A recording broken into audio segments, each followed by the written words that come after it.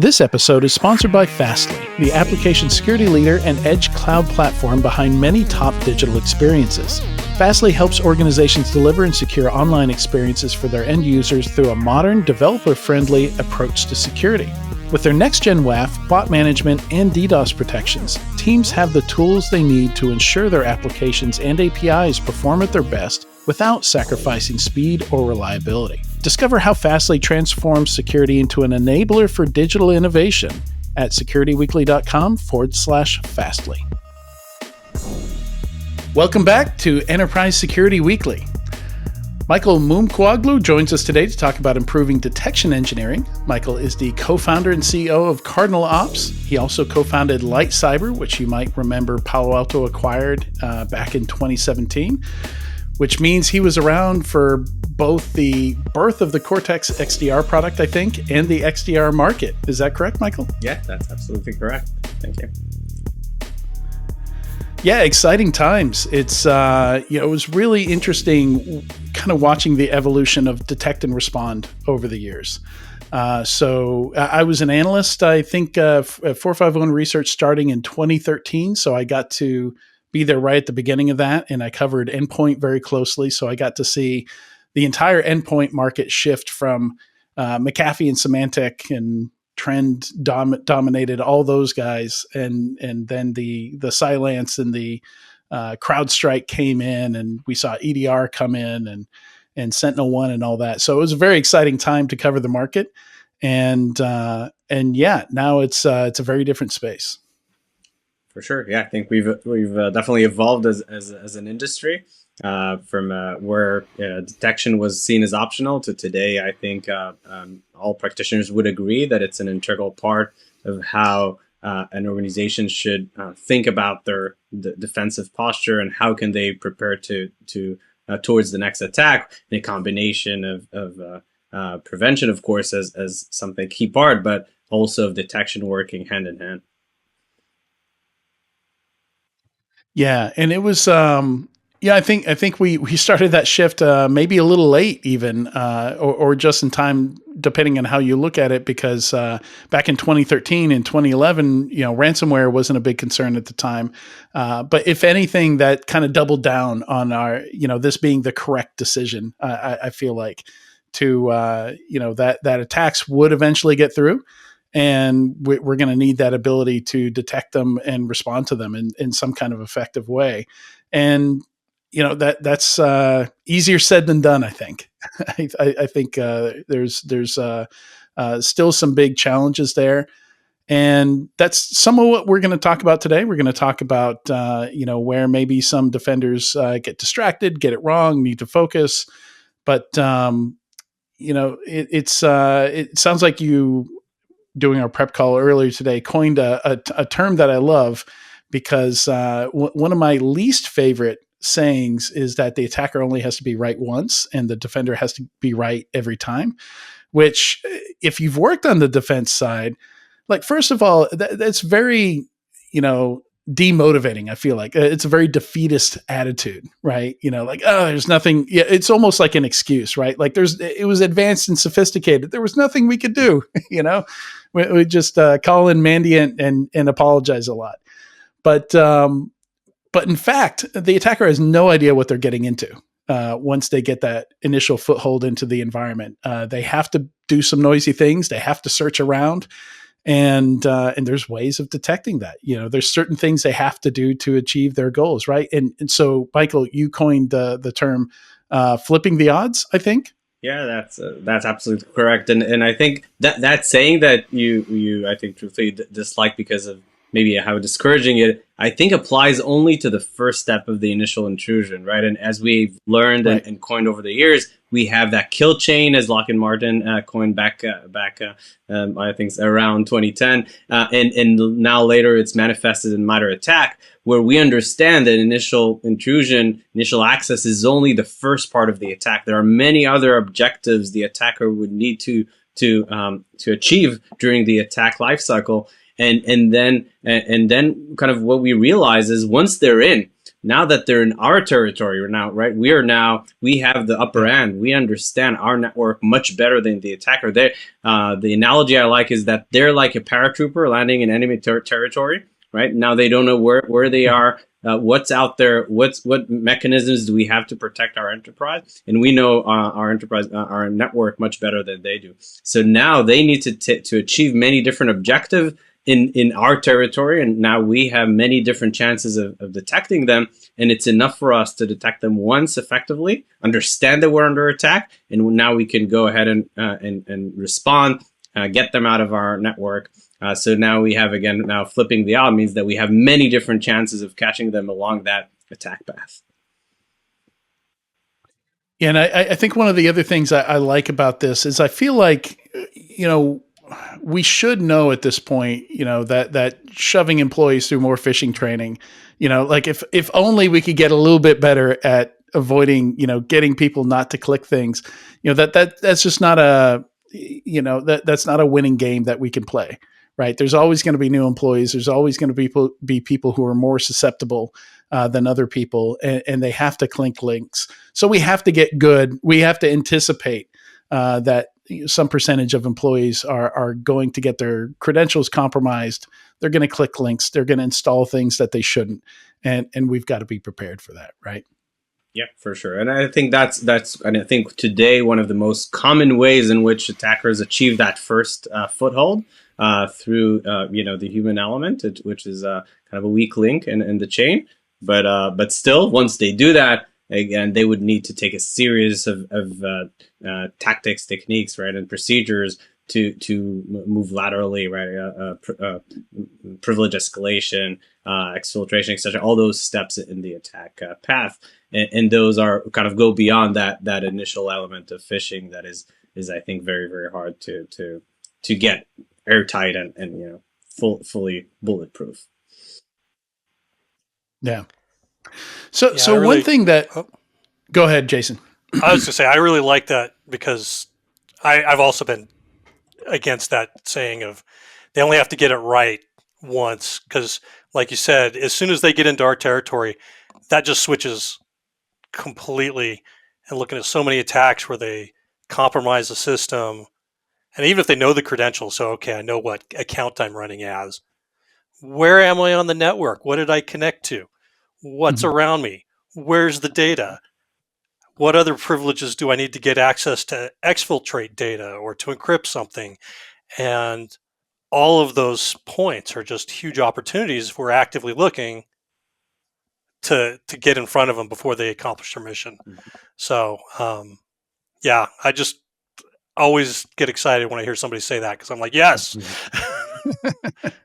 Yeah, and another thing that I realized is many times when you describe an attack, that basically what we're describing is what worked, right? It's basically the path which eventually they chose to take, right? But that doesn't mean that's everything that was actually attempted. Along that way, they tried different things that failed, and each failed attempt, even along that path, is something that is that could be flagged as anomalous. Something that is not happening normally. So there are even more chances to catch them, even from if you think about the description of the attack and how it progressed. There are also those stories of what didn't work along the path, and so we have roughly 100 opportunities to catch them, right? And we need to get it. We need to catch them once. Absolutely. So another thing that kind of bothers me, and I'd love to get your thoughts on this, Michael, is that every time I read a company's report about how a ransomware crew, the TTPs it uses, the tactics that it uses to get in, or I read a postmortem of a breach, of how the breach went down, not just ransomware, but BEC and things like that also. I look at it and I think I've done this pen test. I've done exactly this pen test, but I did it 10 years ago using the same tools in a lot of cases. And like, they don't even try very hard, right? Like Maybe Cats is named Maybe Dogs, maybe, right? Like they make these tiny changes that when you look at it, it should be obvious. Like there's a lot of red flags there. They're being noisy. These are detectable things. And we've been having these pen tests for decades now. Why are we still so bad, Michael, at stopping the very things that it seems like we should have been training on for all this time? Yeah. So first of all, my perspective is that this job is hard, right? This is not an easy task. The fact that we have very dynamic networks, right? We have changed the assets that we're trying to protect are very dynamic. They change all the time, right? The tools at our disposal as well are changing. The arsenal that we have, the tools themselves get upgraded. They change all the time. We replace vendors. And of course, the attackers are not standing still. They're constantly evolving. Even if there are, different common themes, there are also new ways in which they're able to circumvent different controls that we have in place. So it is, first of all, an extremely hard environment. Furthermore, since things are changing, what we've seen very commonly is even controls that have been put in place. So maybe detections in your SIM, right, that you've implemented, spent time, resources, and thought into implementing. Once those are in place, that does not mean that they're actually working and operational, right? I think we've seen, and that even has it's twofold. First, even the first implementation, having that mindset of kind of a dev cycle, right, of deployment and testing and feedback loops to actually validate that a detection is working is not always so commonly seen. So they may have implemented something, assumed it works, and it's actually broken.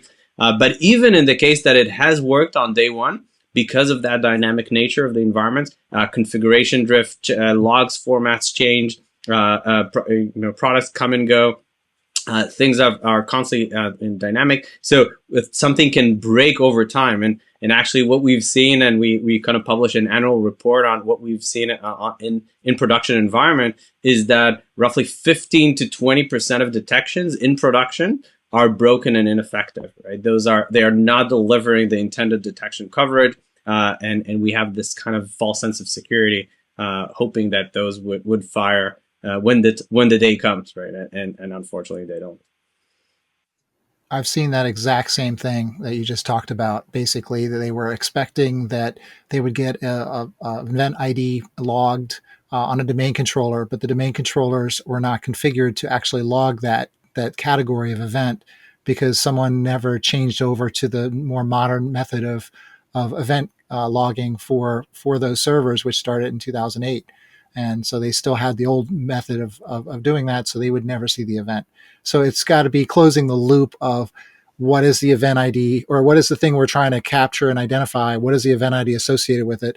And then on the other end, the actual, when this shows up on the screen and the SOC analyst sees it, what are they supposed to do with that? So there's a few different loops that have to be closed on that, right, Michael? Exactly. And right. And now think of it. If you think about a single detection, a single log source, maybe that's something you can do manually and take and make sure that it's always working. But now multiply that, so you have a large enterprise would have hundreds of different log source types. You would have hundreds of different configurations, hundreds of rules trying to catch hundreds of different TTPs. Now this gets out of hand, and unfortunately, when teams try to cope with that challenge in a manual fashion, in some sense they give up, right? They say that this is not practical. We'll have to somehow live with the fact that we're not really sure what's working when, and what is our actual coverage. And that is something that is, I think something very, very hard and unfortunate in the industry. So that creates those, to Adrian's point, cases where something should have been, it's like we should have been able to do this, but unfortunately, it's just the complexity is killing it and making it ineffective. So that's a great lead into, how do we reduce that complexity? How do we get more focused on the detections that really matter? Because it is going to take extra time.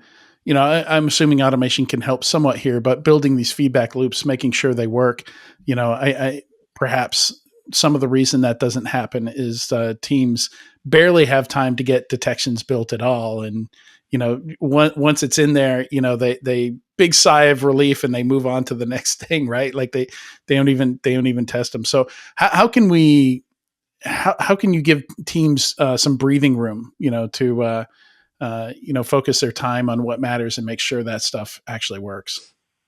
Yeah, so I'm definitely a big proponent of automation. I think automation is key. Bringing technologies that can really act as a force multiplier to that team, allow them to take away the more mundane tasks. As we mentioned, something like validating the log formats and that they match the rules. This is a very, very mundane task, and kind of looking for ways to offload that to allow the team to focus on more high value tasks, understanding risk, understanding the business impact, understanding the latest attacks from threat intelligence. Those are kind of, in my view, the high value tasks that should our detection engineering teams should focus on.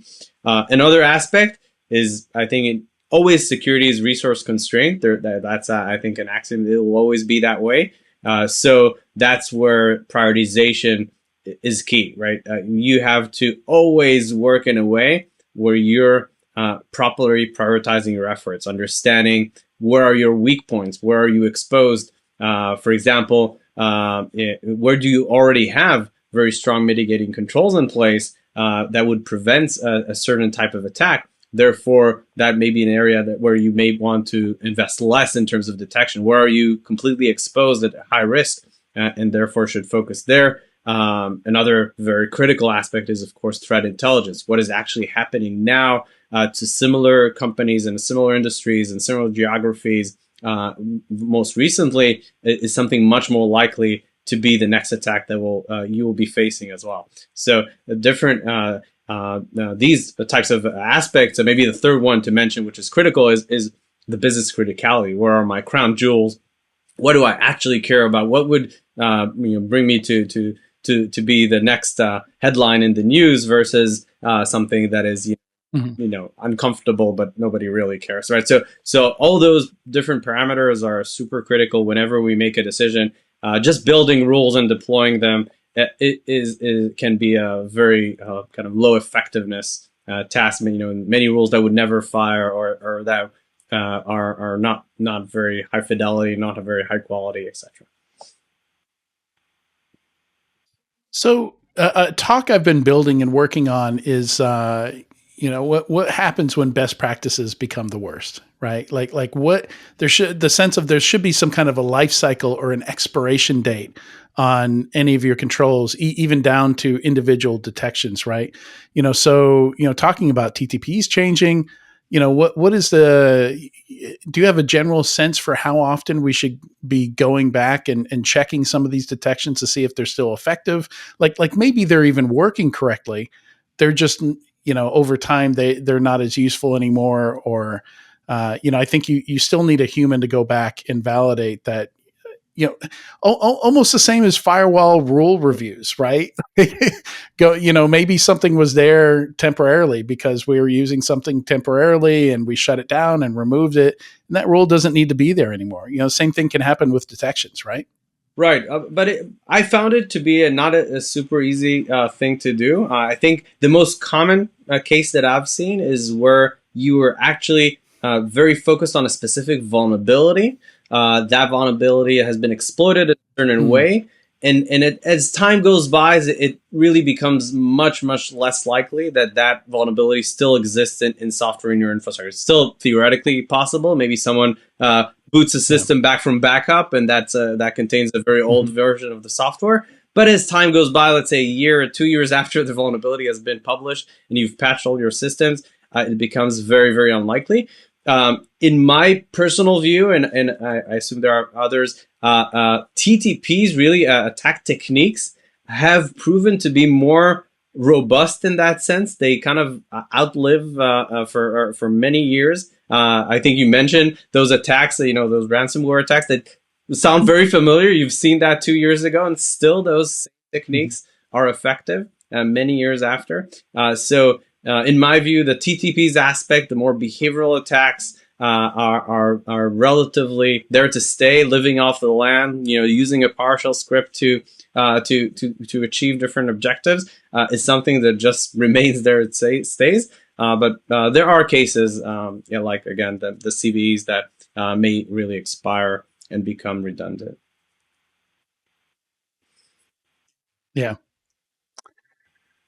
Yeah. So it's let's see, where do we go from here? Yeah. So one of the things I wanted to ask you is where you see teams struggling the most. Are there any detections that I imagine a lot of these detections everybody needs, right? Like a lot of how attackers pivot through the environment, how they misuse credentials, maybe create new credentials.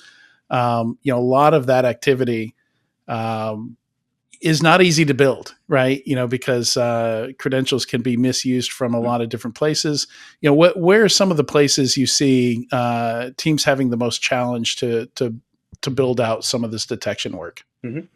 Yeah, so I think in general, as a general category, the more behavioral detections, when implemented into the environment for the first time, would typically exhibit a lot of noise, right? They would appear at first to be very low fidelity. You're saying, oh, this is generating hundreds of alerts. And I think some teams kind of are discouraged at that point, right? They say, okay, this is completely useless. By the way, as an example, I can also give another statistics where we've seen that, many SIMs have built-in detections in them, but on average, only 25% of those are operationalized by organizations. They turn them on. They say, "Oh, this is so noisy." They turn everything off, and they got discouraged at the first go. So that's how it was 20 years ago too.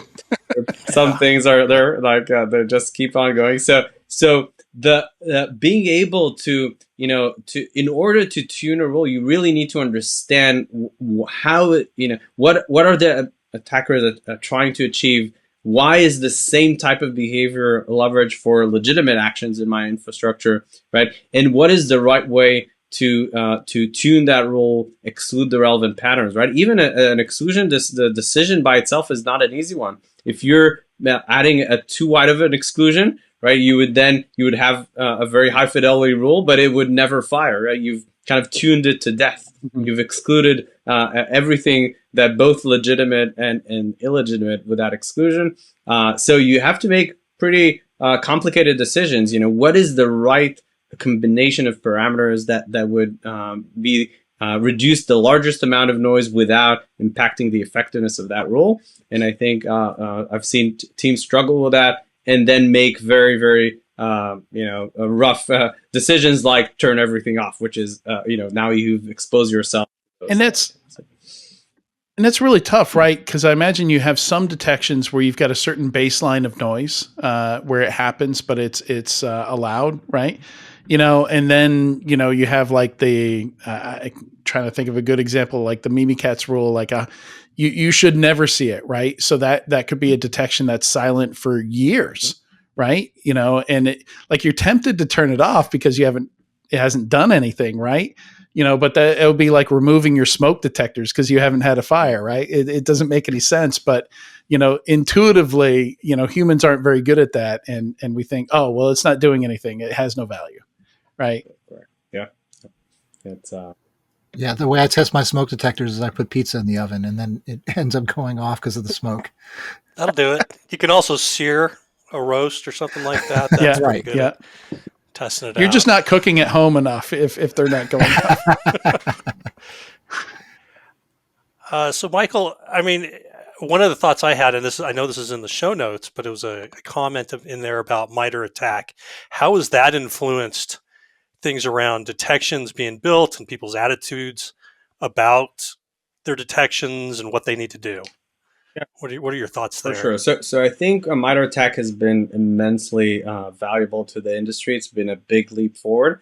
It's allowed us to now ask questions about coverage in a very fine-grained fashion. We can ask the question, what techniques are we properly covering? Where do we have coverage for? Where are we missing detection? Ask questions like, what is my percentage of coverage of MITRE ATT&CK, which is something that you could never achieve before.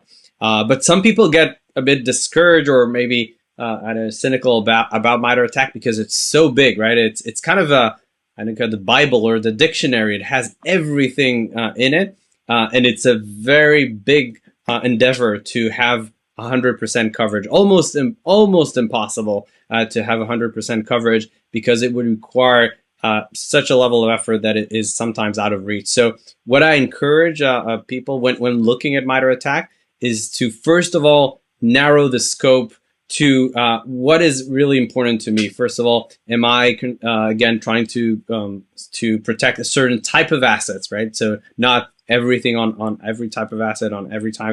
So types of assets, types of technologies, types of attacks, types of adversaries that I'm most concerned about, and then narrow down that MITRE ATT&CK map to maybe the initially the starting from a narrow maybe 30%, 40% of the things that I care most about, and then gradually expand that and getting to the maybe 60s, 70s, 80s%.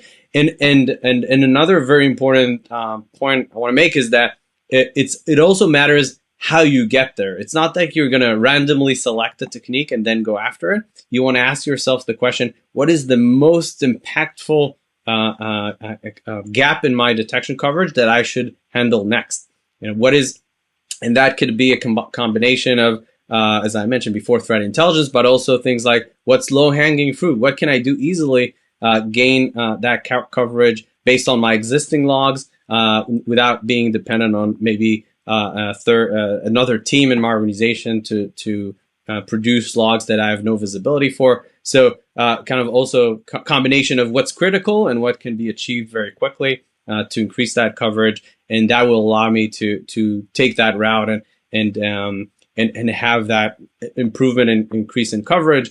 My mentality here is to focus on continuous improvement, not be depressed by the fact that you're maybe at 30% and say, oh, that's terrible and I'm giving up. But every day, if you can show that day after day you're consistently improving your coverage, you're on the right path. And if you can maintain that everything in place is continuously working and you're gradually adding the most impactful detections on top of that, you're on the right path to dramatically reduce the risk and the chances of missing the next attack. So, Michael, how often do you see that organizations are actually testing out their sort of critical and most effective or potential detections that they have configured? The ones that they would know that this is definitely attack, maybe, the Mimikatz example, something like that pops up in the environment. How often do you see the organizations actually testing against this and validating those detections? Yeah, I would say a minority, maybe the 5 to 10%, are doing this continuously by leveraging versus breach and attack simulation tools and similar to really test that on a continuous basis. A large portion would do it more in a periodic sense, maybe once every quarter, once every 6 months, once every year. They would go and test that through by running some kind of a pen test, red team exercise to test those detections. One approach that we've been trying to promote is to try to take the approach of simulating sometimes is hard, but you can analyze the configuration of the logs, look at what is being received and what do the rules expect, and also identify some problems before without actually needing to trigger Mimikatz. You already know that it's not that rule will never fire based on the misalignment of the configuration itself. So that is another means that where you can leverage automation to make that your life easier there and allow you to detect those cases much faster. Thank you.